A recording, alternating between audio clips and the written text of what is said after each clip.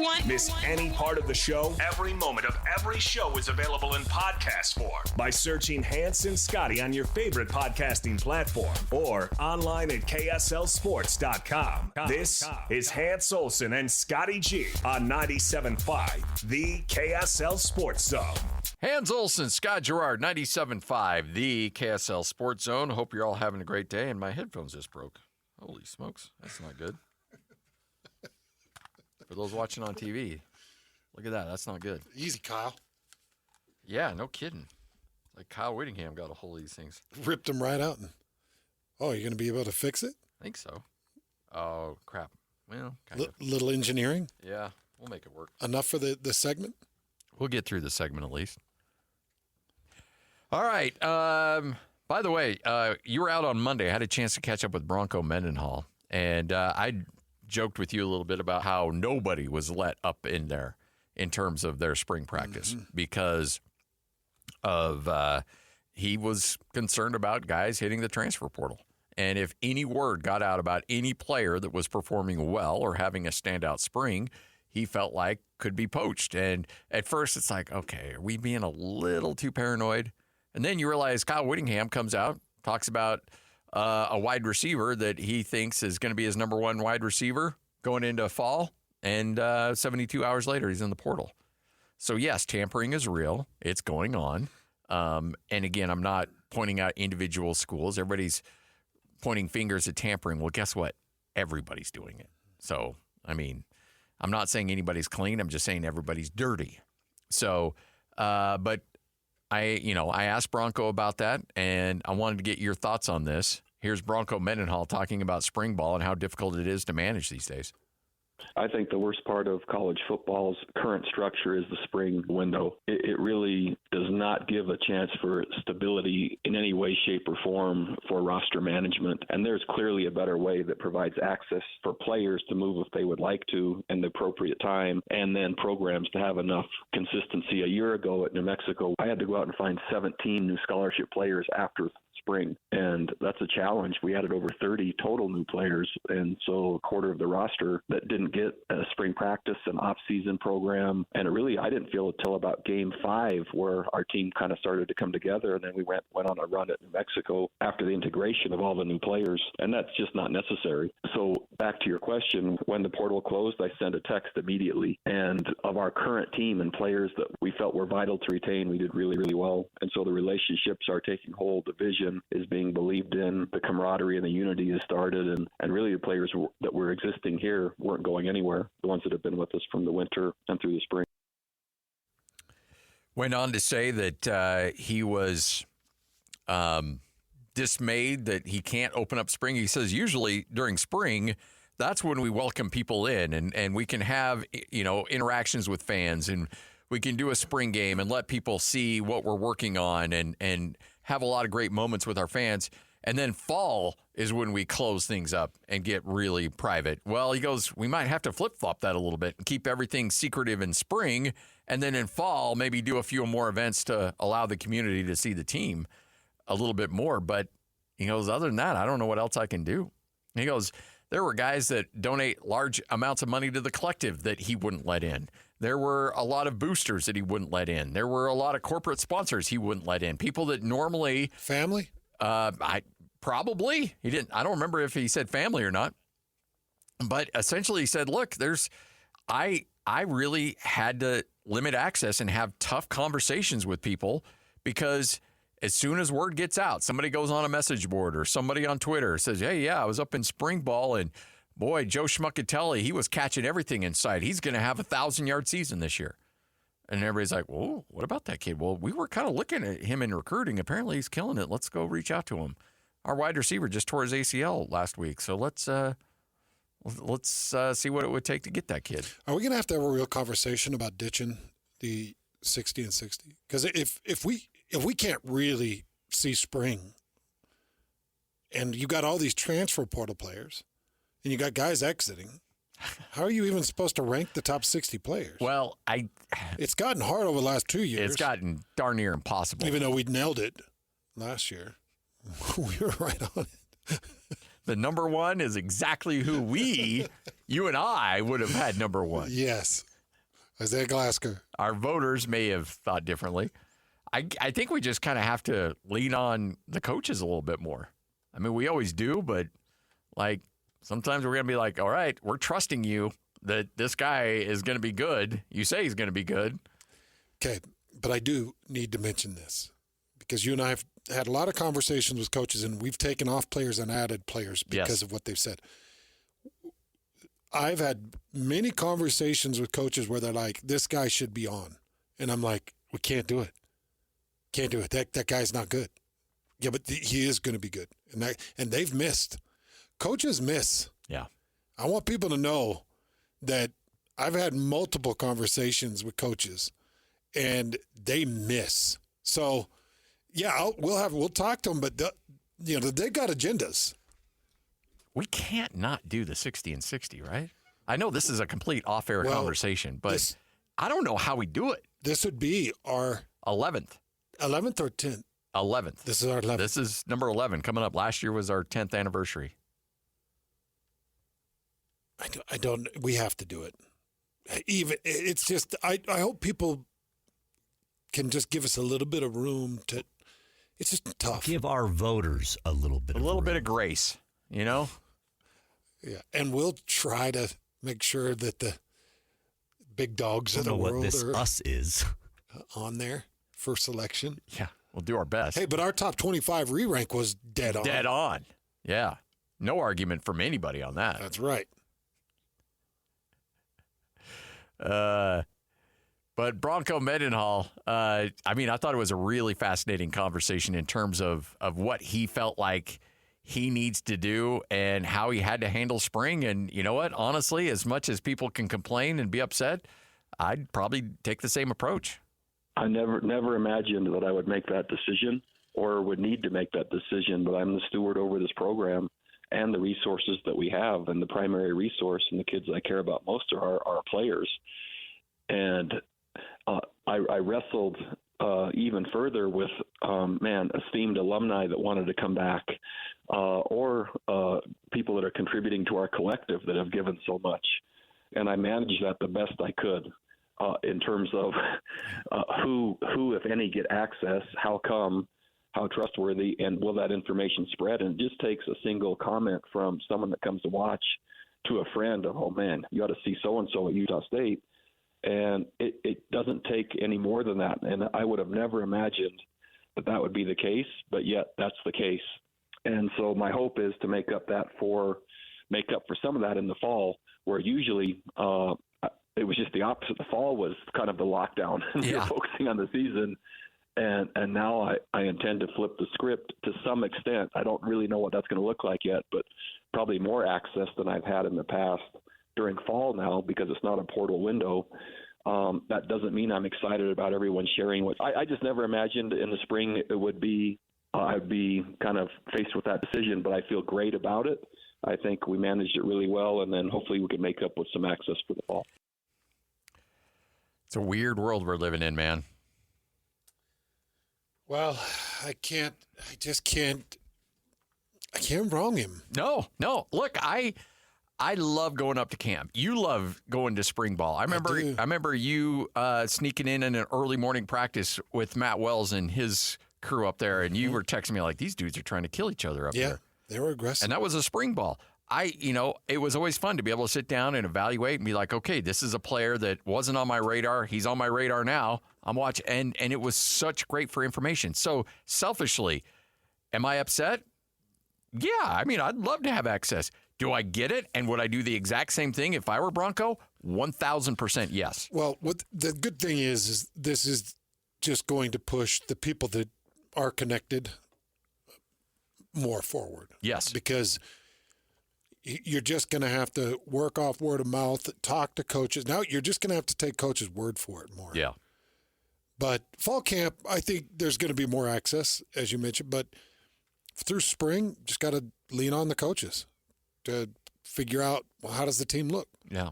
So I have no idea. This is the most in the dark I've been with a Utah State team. Yeah.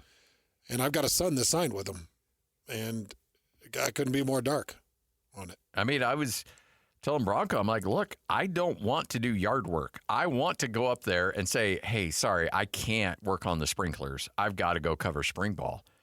But if you lock me out, then I'm going to have to work on my sprinklers, and I'm going to have to do all this stuff that I don't want to do. Got no other excuses. Come on, help me out here a little bit. I would rather be at spring ball, too. Yeah, no doubt. Sure. Kevin Young, we had a chance to chat with him as well, and I thought this was a fascinating element of him talking about the NIL aspect of what's going on right now, and essentially, is there issues, because I've heard this, and you've heard this as well, where now that we're in this world of players receiving payment, that if a guy gets a contract and he gets money and other players aren't getting that money, that there's jealousy, it's ripping locker rooms apart and issues like that. I asked Kevin Young about that, and he said, yeah, not at BYU. For me, coming in from the NBA side, I've never in my years in the NBA ever had that be an issue, right? It's just like people know what people make, and there's levels to it, and that's just what it is. And so I think early days of NIL, it was my understanding that there was a lot of, it's got to be even across the board, this, that. I think there's a market value, and I think that there are on the pro side, and I think that's starting to, permeate college sports in general, and I think it's a space that people just have to get more comfortable navigating. I can tell you last year it never came up once in our locker room. I'm not anticipating it being an issue with us. I think our guys, and I think just in general, like guys want to win. We try to, we're not better than any other team in terms of trying to bring the good guys in. Everybody wants good guys, but we make it a point to really do our due diligence about who we're bringing into our locker room. And last year, that was really a recipe for a lot of our success, and we're trying to not get too far away from that, this go around. And like I said, I think it's an area of college athletics that I think will become more the norm as this thing moves forward, and people just have to, learn how to sort of operate, given the different salary ranges and so forth. I mean, I could keep going on and on. I mean, it's no different in business, right? Yeah, You leave school and, managers make more than the people below them. And so there's a pecking order, and that's just kind of how life works. And, these kids are obviously getting a fast track in that. Not wrong. Capitalism at its finest. You want more money? Well, be better, and you can earn more money. Problem is they're going to get this figured out, and then it's all going to just change. Yeah. This is just a wild time to be a coach. And I have never heard more bickering, finger pointing, blaming, excuses. I've never seen more panic. I've never seen more disappointment. Nothing like this in our 20 years doing this sports thing here in the state of Utah. I've never seen coaches do this. And they're all acting strange. And that's fine. Totally get it, because they're trying to maintain their jobs. But right now there's a lot of haves and have-nots, and the haves are pointing fingers and the have-nots are pointing blame, and it's just the craziest deal. And right now, the way I would explain it is everybody's just got to sit back and just say that everybody's doing it. Yeah. It's a survival of the fittest right now. And if you can go buy a championship right now, go buy a championship. Go buy it, yeah. To push all your chips and eggs in, because this championship might help determine if you're at the big boy table when the big boy table is set. It's one thing that I've been trying to point out to a lot of people. There's going to be a big boys table. BYU, Utah, they know this. The best way to get to the big boys table is to be able to compete, play, and win championships with the big boys. And if you don't have one and haven't had one, then it's like you're going to have to take a ticket and go to the back of the line. Take a number. If your number's called, what are your number? Number 97? Okay, well, just go to the back of the line. Yeah. And if you've got the money, you've got to get to the front of the line right now. So you're paying the money so you can possibly win a championship, so that whenever everything's shaken out, it's like, well, I guess we got to put them in because they've got a basketball and a football championship. You need it. Yeah. Got to have hardware in order to really be looked at. And, I think both BYU and Utah have fantastic resumes. Utah's got some Pac-12 championships. They've got some hardware. They did some good things. Made a couple of Rose Bowls. Those are tough to get to. I think BYU right now is like, we got to do something. 11-win season's really nice. A second-round win over Wisconsin in the NCAA tournament, it's really nice. It's not nice enough. Beating Shedeur Sanders and Shiloh Sanders and Deion Sanders on national television and drawing 8 million viewers, that's nice. That's an Alamo Bowl. You got to get yourself at one of those 12-seat tables with the football team in the postseason. And how do we do that? We spend a lot of money. And how do you do that? You buy it right now. Yeah. And if it's legal to buy it, then you buy it. And anybody that's crying just doesn't have the money. It's exactly what it is. You telling me that the teams out there that are not happy with BYU, whether it's locally or nationally, wouldn't give their right to be able to do the exact same thing? They would. Absolutely, they would. And they would do the exact same thing. If they could. Yeah. So BYU is out there. And I love that. That was a candid conversation with Kevin Young. He was so good. Yeah. And way more open than I expected him to be. Well, and this is what I've been asking for BYU, because I think BYU, they're kind of in a weird spot right now because their actions are exactly what they need to be doing right now. Like they have the financial wherewithal, they've got the boosters, they've got the donors to be able to go out and spend crazy amounts of money. Yeah. But I also think they're like, okay, well, is this the message we want out there? Is this in line with the values of the church and all this other stuff? And that's when guys are sending out tweets like, okay, we'll be competitive. We're not going to outbid anybody, And it's like, no, that's not true. You are outbidding people. And that's fine. Like, don't hide behind it. Just say, hey, look, we value this as an important part of our message of the church. This is an important part of us trying to make BYU relevant to get ourselves at the big boy table. And so we have the money, and yeah, darn right we're going to spend it. I'm all about like puffing out your chest like, yeah, guess what? We have donors that are billionaires. They're donating money so we can get players. You guys don't. So tough luck. We're going to do it. Cry harder. Cry harder. Yeah, don't hide behind it. Don't be ashamed about it. Own it. Brag about it. Be prideful about it. Well, and that's where the fine line is, I'm sure, with BYU and the church. Oh, yeah. And it's tough. It is. It's a tough line to walk. But when you talk to people around BYU, are you just in to be in? Are you just in to turn the other cheek, to be the nice guy, to be the one that's pushed around, to be second, third best, eighth best, 16th best? Is that what you're in it for? Or do we want to compete? Yeah. And I'm going to tell you right now, BYU doesn't want to just be in it and be the nice guy. They don't. That's not Tom Holmoe's perspective. That's not BYU's perspective. It's not Kalani's. It's not Kevin Young's. They want to win. And they've got an opportunity to pay for players to win right now. So you do it so you can win. Otherwise, it's like, oh, BYU's just not being nice enough about it. Then get out of sports. Yeah. Because to be competitive in Division I sports, Scotty, you and I have put this together over many years of playing at the Division I level and seeing it from the inside, and now many years of covering it. There's nothing nice about winning. You have to be hard. You got to be edgy. You got to be competitive in recruiting.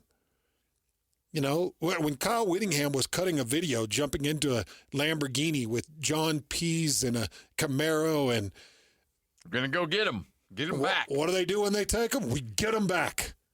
What did you do to get him back? How aggressive did you get? How hard did you fight? Because you got him back. And Utah has won a lot of recruiting battles for a lot of years because they were aggressive. And everything I know behind the scenes, like all the dirt that I've got on Utah, never had any like illegal activity. They just work harder. They fight harder to get the guys that they got through their Pac-12 time. And they did get an advantage with the Pac-12 money and the Pac-12 logo and playing USC and UCLA and year in and year out. That gave them a nice advantage, being on national television and being prominent and then winning. And the winning built into something great. But they were edgy, man. Their recruiting was and is aggressive. And it's got them a lot of wins. In the meantime, BYU's like, independence is tough. But now, they got the money, they got the Big 12, they got the green light, and they're like, we want to win. And I'm not going to wrong them for it. Not one bit. Not one bit. Because... In fact, I applaud them for it. I do too. I 100% applaud them for it because if you can do it, you should do it. And there's been, look, money has never been an issue down at BYU, but, there's been rules and regulations in place. Well, you remove those, and now you can play with the big boys. There's no, this is all legal, then yeah, go all in. And they have. When I felt times. I don't get paid to lose. I want to win. When I felt like the tides of all this were turning was when Kevin Young's numbers got floated. Yes. That was something very unique, very new to BYU. That coaching contract numbers, not only were they big, big numbers, but that they were out there publicly. I go back to 1996 when I started my relationship with BYU. And those coaches were very private, and everything was very private all the way up until I heard Kevin Young's numbers. Yeah. Never have we heard numbers be released at BYU. No. And whether it was BYU who leaked it or Kevin Young or his agent who released it, I don't know how it got released. But I think, and we said at the time, it was purposeful. It was and I think it was a good thing because it sent a message that, hey, we're not messing around. We're playing. It was purposeful. But, I do think that it probably had some negative, maybe some backfiring effects because Kalani Sitake went on and won 11 games and was ready to extend contracts. Yeah. And sat down probably with a little more information than he's ever had. Don't you think? Yep. Absolutely. Hey, do you believe in karma? Well, log on to KSLSports.com to help raise money for a great cause and create some good vibes for the Jazz in the NBA Draft Lottery. It's the KSL Sports 2-for-1. Donate at least $2. That's all we're asking for to Intermountain Primary Children's Hospital in hopes of the Jazz recouping winning basketball here in Utah, if you know what we mean. Go to KSLSports.com, donate your $2. That's it, $2. Donate today. This is 97.5, the KSL Sports Zone. The wheel is loaded, and it's time to talk some sports. This is Sports Roulette with Hanson Scotty on 97.5, the KSL Sports Zone. It is time for another edition of Sports Roulette. We take some of the big storylines, we put it on a roulette wheel, we spin it, wherever that little ball lands is what we end up talking about. We have no control of it whatsoever. No rigging, no tampering, no nothing. No. The integrity of the will will not be compromised. The will's in bad shape, by the way. Oh, really? It's not doing Do we need to make another trip to Mesquite? Get a new one? Yeah, we may. We've spun it for 11 years now. Yeah. I just oiled it the other day, and it's not doing well. Little WD-40. No. Oh, boy. I might have to go to that giant crap stable in the sky. All right. Well, let's see if we can get a couple more spins out of it. Go ahead.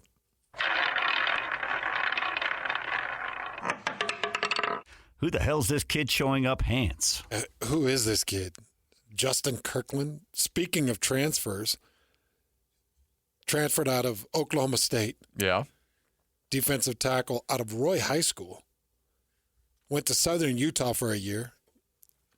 He's 6'3". He's 345 pounds.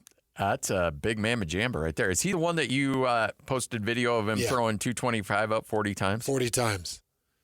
Just so everybody's aware, like the all-time combine record was set by Ernest Paella back in, it was 2011. He was an Oregon State defensive lineman, and he pushed it up 49 times. That's the official NFL combine record. And by the way, it was like, it floored everybody. This guy, he pushed it up 40 times. That was in 2022. Jeez. So he's now put on a couple of years of pounds and probably strength. I don't know what he's pushing now. But, and by the way, that doesn't mean that he's going to be a great D tackle. No. I mean, what's the guy's name? Paella? Yeah, Paella. What kind of NFL career did he have? I don't even know. I've never heard of him. Don't know if he had one. Yeah. But he had 18 tackles and a sack last year with Oklahoma State. I think he was the third highest rated defender by PFF on their team. And BYU has looked really hard to put somebody next to Keanu Tanavasa, especially with Joshua Singh jumping into the portal. And I know that there were all kinds of mixed reports that Joshua Singh was told to go in the portal, and I think that it's a mixed case. It's like, this is how we see you being here and playing, and his expectation was, well, I want 65 snaps. And it's like, well, that's not probably what's going to happen, because this is, I'm just going off what I see from Joshua Singh. He's a great football player, but I can only use him in certain situations. I can't use him in most first down situations. I can't use him in certain defensive fronts, but I can use him in some. So I think he was like, I want to be used in everything. And he left and signed with Vanderbilt. Yeah. So you go out and you find this guy, Justin Kirkland. He's 6'3", 345. I'm going to look at some film, but putting up 225 40 times, he's a strong monster. That's a very strong. I know you've told me your height or your max on that. I want to say 34? 36. 36. And that was when I was with the Utah Blaze. So I'd have been 28. So you had the old man strength. 28 or 29. Proverbial speaking, NFL speaking, professional football speaking. And your buddy was he was our strength conditioning trainer. Oh, yeah, Lindsey Hassel. Lindsey. Yeah. And good dude. And he pushed the 225 a lot, and I pushed hard to get to 36. That's. Do you remember what your combine number was? It was 32, I think. 31 or 32. It was a good number. I was a strong kid. Yeah. I maxed out at 525, and my biggest max was with the Colts. It was actually a 3-rep max. Do teams at 525? Do teams want the reps higher or the max higher? What's more important to them? The reps, I think. The reps. Yeah, okay. The endurance and the reps. I think, pushing your most strength and conditioning coaches I know nowadays, they don't do a 1-rep max. They do a rep max. So they'll put on, you put on 475 pounds. And how many times can you get that? Can you get it 3? Can you get it 4? And then it multiplies to a certain weight. But I know that the 225 was more important. They just want to see that you can push that how many times. Yeah, because it's not just a strength, but also a conditioning thing. Very much an endurance. Yep. How conditioned is your muscle? It does have something to do with it, but like you said, who's Ernest Paella? I don't know. Yeah. And maybe he was great. I don't know. I just haven't heard him. Hans and Scotty, 97.5, the KSL Sports Zone. One more. Let's spin it. It was time. Well, you and I spent our first segment with the. Wait, is this yours? Or no, it's not mine. No, oh, okay. No. I'll tell you during the break while I was smiling at. Oh, okay. You and I spent. I was like, did I do this? I thought I did this one for Greg Popovich. Yeah. Scotty and I spent the first segment on this, but Greg Popovich calling it quits after taking the head coaching job in 1996. Don't let the door hit you on the butt on the way out. Yeah, that's how I feel too. By the way, he's just moving into president of ops. Which means he'll golf and make a lot of people underneath him do all of his work for him. Yeah. Which is fine. You're 76. You shouldn't, but just step away. Just go away. I know. Do you not have a life, man? Yeah. Like, just go be with your grandkids. Go hang out with Don Nelson and smoke pot in Hawaii and play poker all day. Yeah, St. John's. You seem pretty miserable around everybody, so yeah. Get out of here. I think Donnie is on the same island as who's the country singer? Willie Nelson. Well, Willie, but there's a The guy that thinks the tractor's sexy. Oh. What's his name? Yeah, the kind of the new Jimmy Buffett. Yeah. I think that they're all on that island together. I think it's like St. John's. I think it's in Why can I not remember that guy's name? Is it PK's guy? the Virgin Islands. PK does like him. No, that's the something Brown band. Well, no. The Sawyer Brown Band? Yeah. Kenny Chesney. Yeah, thank you. That's who I was thinking. Kenny Chesney. Oh. He loves Kenny Chesney. No, He is a Kenny Chesney. but PK Super freak. PK fanned out for the That's not the guy. The band that he follows around. It's like Old Dominion. Old Dominion. That one as well. it is Old Dominion. He's like going to the Sphere to see Kenny Chesney. Kenny Chesney's at the Sphere, huh? Yeah. Do you have a strong desire to go there to see a show? Yeah. I do too. Yeah, I do. Just to say I have. But I looked at in fact, we looked at prices when we were just there. No bueno. I think it was AC/DC that just played there. Just not in the cards. Jeez, Lloyd. Yeah, well, yeah, you're right. It's not actually. First the commercial, now this. I know you're pushing the envelope. Yeah, it was like $420 a ticket. Whoa. The Sphere is not cheap because it's limited seats and it is a spectacle. From what I understand, it's 3D all around you. Yeah. I saw somebody who's a big U2 fan went and saw a show down there and said it was the greatest experience he's ever had at a live show.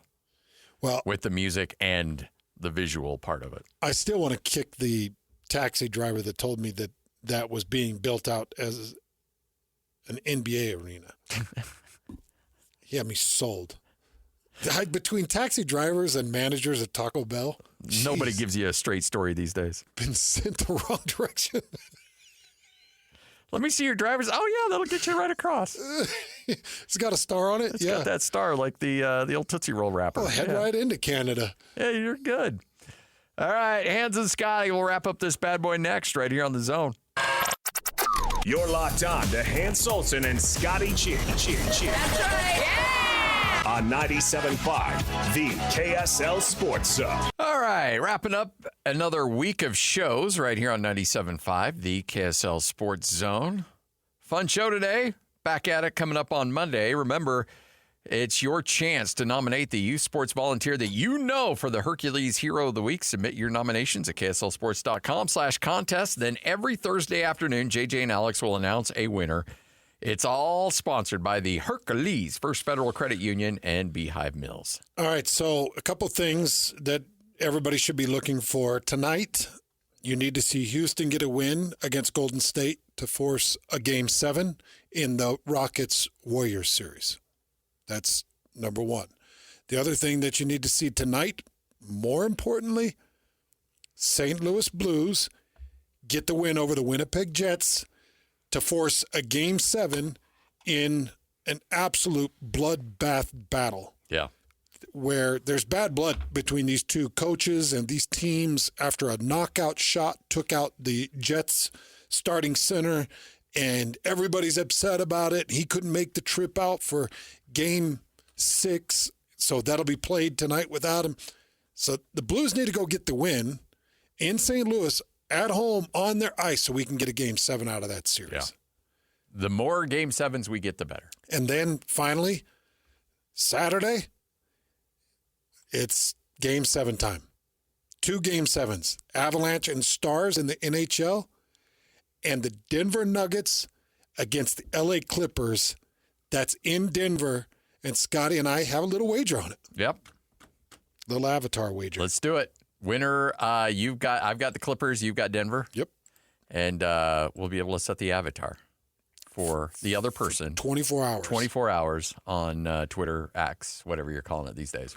All right, JJ and Alex coming up next. Have a great weekend, man. You too, bud. 97.5, the KSL Sports Zone.